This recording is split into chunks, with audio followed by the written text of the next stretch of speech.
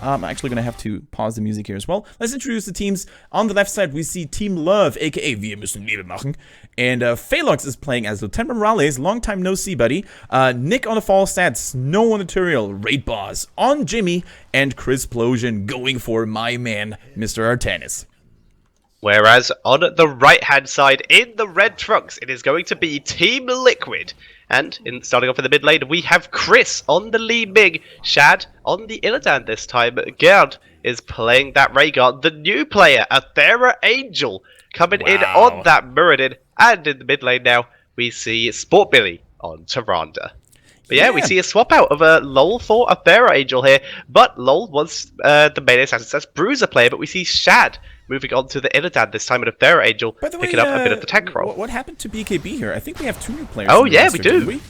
Yeah, we have Sport Billy as well. So Sport Billy and Athera Angel for BKB and LoL here. Interesting. Yeah, now, as I mentioned, we have to put a little bit of a disclaimer here, guys. We have no 100% confirmation whether this is the final lineup for Team Liquid, the new roster, so to speak, or if it's just for the show matches. There hasn't been any official announcement yet, so please don't go on a rant here and saying like, oh my god, they got Sport Billy now and Athera Angel. This is 100 fix. We've heard it on Canvix Switch's stream, so it must be true. Please don't put me in that kind of situation. But yeah, it's definitely good for creating a little bit of speculation here. Yeah, it is very cool. Very interested to see for when the next regional does come up. We'll be excited for that. So for now, though, we are seeing no kills to start off with. An attempt about to be made on the life of Snow. First stun lands down, second stun lands down, but with the safeguard coming out from Velox, the damage is not enough, and they turn around, get a little bit of counter damage off onto Team Liquid. Yeah, pretty sick stuff coming in there. I mean, that's pretty much the biggest strength of Lieutenant Morales, this early game healing potential. I mean, it's so hard to kill a target when Morales successfully covers you and got your back here.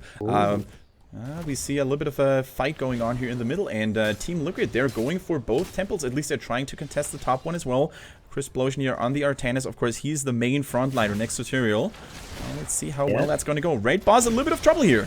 Yeah, getting focused down. Safeguard is down on him. Self-heal's down. And Morales, he is not going anywhere. And they begin to turn around with the damage. And Athera Angel should get out here. But right now, I'd like to talk about some talent choices. Because the entirety of Love's talent choices are amazing. Amateur opponent, we still see that really good on those Temple Guardians. Auto attack builds for Falstad and Rhaenys are very aggressive.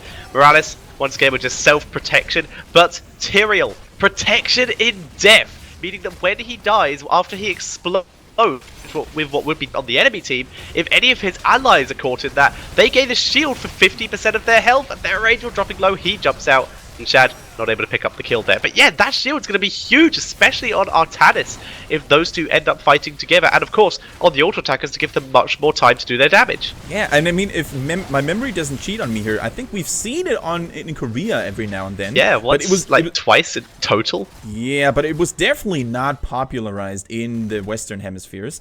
We actually saw Artanis getting picked up here by Team Liquid. Definitely a good kill there. The middle temple hasn't actually been touched as much, more or almost much. 50% of the ammunition still left here. So laser beams coming in now, but here we go. Tyrael getting blown up, and he is going to try to deal a little bit of extra damage on Shad, who is playing Illidan in LoL stat here. So that's kind of cool to see. Shad always has been one of those players with the biggest and most flexible hero pool in the game. So he obviously may have switched from these kind of specialist kind of heroes to a melee assassin role.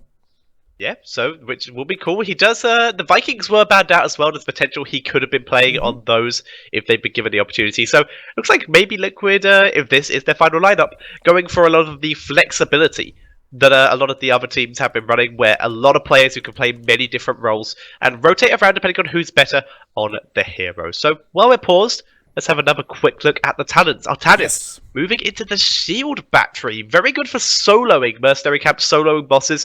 But and once you have that shield surge on level 16, but not a talent we see hugely often. No, and I have to say that normally you see this, you know, the dash, the blade dash synergy you want to get going. I mean, Zealots, what's it called? Something with Zealots charge, I think. Where you basically get a lower cooldown when you are below, when you are low health, right? And then you go for Psionic Synergy, and you really can get these increased shield procs on your shield overload. But yeah, as you mentioned, shield battery usually not the talent you go for too often. But it's going to be interesting to see like how tanky this Artanis really is going to be, because we all know, especially when you have a hero like Morales on you who can give you additional damage mitigation, that an Artanis can get close to unkillable. But someone who's definitely not unkillable is Raider in the top lane. Yeah, can have micro, son. Shad. Me and Mackie took a little bit of damage around this area. Yeah, this Artanis build is actually the one that I use to solo cores in lower levels when I want to farm XP. But we'll see how he builds into it a bit further on. I'm excited for this. And we've already mentioned Morales just going full self-protection, trauma trigger, automated block. She just doesn't want to die to Illidan, which is what all this focuses on. Absolutely. I mean, Illidan is the bane of every immobile hero. Mule! Yay! Finally, our prayers have been heeded, and I mean, Tyrande was the one who went for Mule. You know, makes sense, I guess. This is like one of the few talent tiers that works. So, like, you miss out on the extra stun range, but exactly, I like it. And I mean, just like Zagara and basically every hero that had battle momentum at their disposal, it no longer affects abilities or heroic abilities in general. So no cooldown reduction on Starfall, should we see it? Not even on Nightstalk as well, Shadowstalk, excuse me. So I think it makes a lot of sense to go for different talents now at level 7.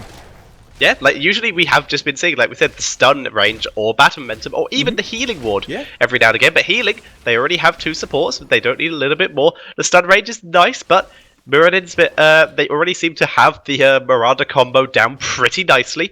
So they're able to get that lockdown combo without that extra range here. So yeah, Mule on this map especially, really solid pick for them. Absolutely, and I really do like this talent diversity that we see on heroes like Tyrande. That's also the reason why I really thoroughly enjoy playing those heroes myself here. And it's going to be interesting to see like how cool Medivh will be pan out in that as well, right? Because I think that Medivh will be one of those heroes like Tyrande, like Tassadar, who can fit the spot of a semi-support, so to speak. I mean, we do know that his shield is pretty darn good, makes people invulnerable for a short period of time, so yeah, definitely good stuff on the horizon for Heroes of the Storm there. Indeed, excited to see it right now.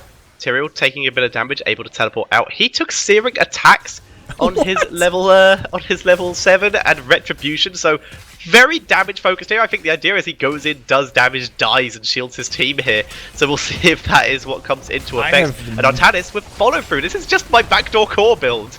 This is basically like a basic attack explosion in this team. I mean, they've got Raynor, Tyrael with the searing attacks, and Artanis with follow through. I mean, yeah, even Falstad with auto attack builds. Everyone's auto attack. In comes Illidan trying to take Phalanx, but Safeguard has been activated. But so much damage coming down. That Safeguard has healed him so much, but it's not enough here. Down it goes. Now Rainboss left pretty much alone. He is focused down, and another kill going over to Team Liquid. Nice wraparound by Illidan there. Alright, and I mean, you mentioned Illidan, but he is the one who doesn't really care about basic attack damage, right? He has his evasion online, so even if Tyrael, Raynor, and all the others try to hit him, if Shad times it well, he can evade most of that damage. So I'm not really sure if those talent builds are the right choice here. Oh, he stunned out the barrel roll! So good! Poor Billy, you beastie stunned him as the barrel roll activated, the very first frame of it. So the barrel roll didn't go off. It's not an invulnerable frame. You do just get stopped mid-animation. Don't get the cool. Yeah, it's not a Muradin Dwarf Toss that basically makes you immune to crowd control effects here. The Falstad barrel roll, a little bit of a different story here, and just the perfect timing. Whether it was intended or just purely luck, it certainly looked really cool. So Sport Billy, man, proving to be a very important asset for the team so far. Medivac has been taken by Morales. She might be able to try and get her team out, but Rainboss getting focused down. Phalanx getting focused. There's the Mighty Guns to try and get him out. Follow-up stun from Sport Billy for the kill. Sport Billy, what have you eaten in this morning? I mean, not only are his like rotations on time, but also these Luna Flares, not only killing Birdman, but also Morales here, not taking any damns about it. He's just taking all the targets he can muster, but as you mentioned, we see a Medivac dropship here as level 10. So why do people go for these basic attack heavy builds when you don't get the Strim Drone Tetcher? Well, right now, I'm actually just going to go out on a whim and say they can literally just take any objective on the map this way. Like, they can just fly in with Artanis Amateur opponent and all the auto attack damage. They don't have to worry about mana as much, so they can just all in and take any objective and then leave with that medevac, which they're going for this bottom 4. There's the medevac. Everyone in, all aboard. Everyone get in here. Oh, so close. See you later, Scrub. Now they take top. This is brutal. They're playing Catch Me If You Can here with Team Liquid. Yeah. I mean, now they don't have a cooldown. medevac though. I think this one is not going to end so well. They have a Gust here Oh, too. Snow! Snow's suiciding himself. He can explode on his team to give him the shield. No, he's exploding on the buildings. Snow, please. Phaedos is dying there. So, I mean, they managed to get the top 4 Tetcher, but at what cost? Literally everyone is the cost. And the Mule bot lane countering this out quite nicely.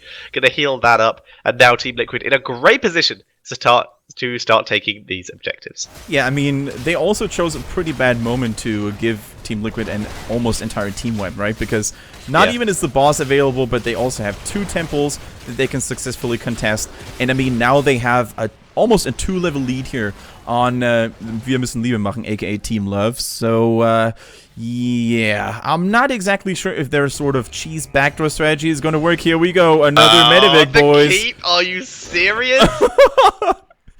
Team, please, I love it. All in, but Team Liquid are already back. Oh The damage my is huge. God. The pressure sanctification, coming though. in. The sanctification keeping them alive. They're going for the keep. Can they get it at least? All Turiel! in, everyone's dead. Turiel is not going to be enough, though, barely. Still alive, and you There's now... What is this game?